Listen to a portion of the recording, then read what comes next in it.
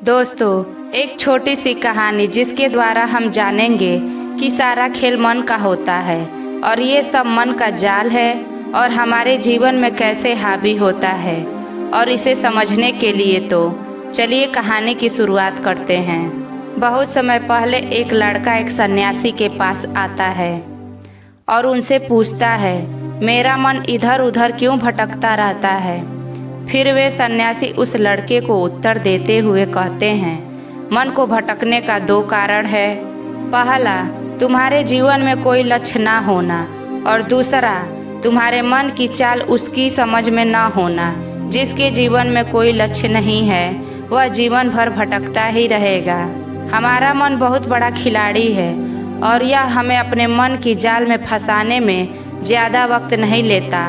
यदि तुम किसी काम को कल सुबह करना चाहते हो तो तुम्हारा मन तुमसे कभी भी उस काम को करने के लिए मना नहीं करेगा, लेकिन ना तो तुम सुबह उठ पाओगे और ना ही तुम उस काम को कर पाओगे।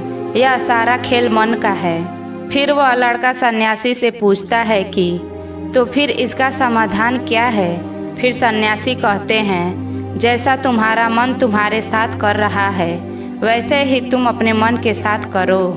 जब तुम्हारा मन तुम्हें कहता है कि कुछ देर सो जाता हूँ, उसके बाद काम करूँगा, तो तुम उसे कहो, अभी सो जाता हूँ और ज़्यादा देर सोऊंगा, लेकिन पहले पूरा काम करूँगा। फिर वह लड़का उस सन्यासी से पूछता है कि मैं कब तक अपने मन को मूर्ख बनाता रहूँगा। फिर सन्यासी कहते हैं कि जब तक तुम अपने मन रूपी आलस से मुक्त ना हो जाओ। फिर लड़का पूछता है कि कभी कभी तो ऐसा होता है कि मुझे बहुत दुख होता है कि मैं अपने जीवन में कुछ कर नहीं पा रहा हूँ, क्योंकि मेरे अंतरात्मा से कुछ भी करने का मन ही नहीं करता। ऐसी स्थिति में क्या करूँ। फिर सन्यासी कहते हैं, ये तुम्हारे मन का रचा हुआ खेल है। यदि तुम केवल अपने मन की सुनोगे तो तुम्हारा मन तुम्हें हमेशा अपने जाल में फंसाता रहेगा। फिर वह लड़का सन्यासी से पूछता है कि शुरुआत कैसे करूं। सन्यासी कहते हैं कि एक लक्ष्य निर्धारित करो। केवल लक्ष्य कहने के लिए नहीं होना चाहिए, बल्कि उस लक्ष्य के प्रति तुम्हारी भावनाएं भी जुड़ी होनी चाहिए। जैसे तुम्हारा लक्ष्य ऐसा होना चाहिए जिसके बारे में सोचकर ही तुम्हारे आंखों में आंसू आ जाए, तो तुम्हें और कुछ करने की ज़रूरत ही नहीं होगी। फिर तुम्हारा लक्ष्य ही तुमसे सब कुछ करवा देगा। अगर तुम्हारा लक्ष्य भावनाओं के साथ नहीं जुड़ा है तो फिर अपने लक्ष्य को खोजना ही अपना उद्देश्य बना लो। जिस प्रकार भगवान बुद्ध ने बनाया था, उन्हें अपना लक्ष्य थोड़े ही पता था। वे तो सिर्फ निकल पड़े थे। विश्वास थी मन में, लेकिन वो भी टूटने लगी थी। लेकिन अंतरात्मा में प्यास इतनी गहरी थी कि लक्ष्य को पाकर ही रही।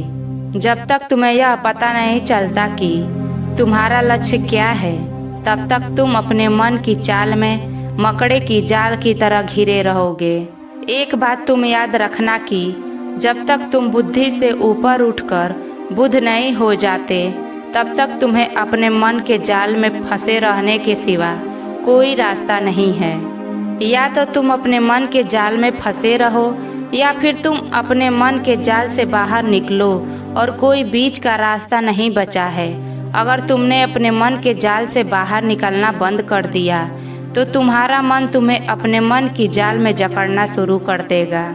फिर लड़का सन्यासी से कहता है कि यह तो आसान है, मन के चाल को समझना। फिर सन्यासी कहते हैं कि यह तुम्हें लगता है, परंतु मन कब कैसी चाल चलेगा और कौन सा खेल खेलेगा यह तुम भी नहीं जानते।